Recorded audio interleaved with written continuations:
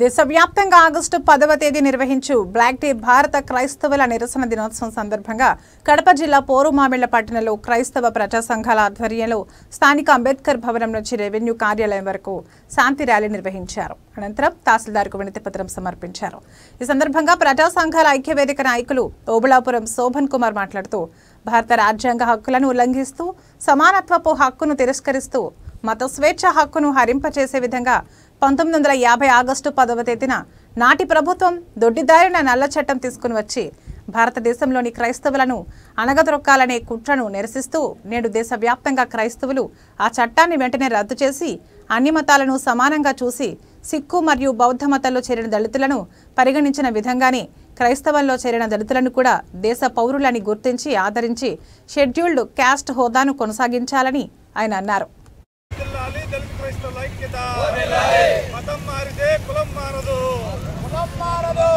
మతం మారితే కులం మారదు, మతం మారితే కులం మారదు, మతం మారితే కులం మారదు, మతం మారితే కులం మారదు, మతం మారితే కులం మారదు.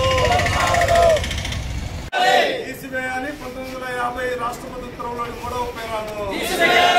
Save democracy, save Christian. దళితులుగా ఉండబడే వాళ్ళు బౌద్ధ మతంలో చేరినా కూడా ఎస్సీ హోదా ఉంది. అయితే దళితులుగా ఉండబడే వాళ్ళు హిందూ మతం తప్ప క్రైస్తవ మతంలోకి చేరితే రావాల్సినటువంటి రాజ్యాంగం ఇచ్చినటువంటి ఎస్సీ హోదా లేకుండా పోయింది సార్. ఈ ఎస్సీ హోదా లేకుండా పోవడం వలన సామాజికంగా గ్రామాల్లోనూ పట్టణాల్లోనూ ఇంకా వెనుకబాటుతనం అట్నే ఉంది, అంటరానితనం అట్నే ఉంది. మతం మారినా కూడా వివక్ష ఎక్కడికి పోలేదు సార్.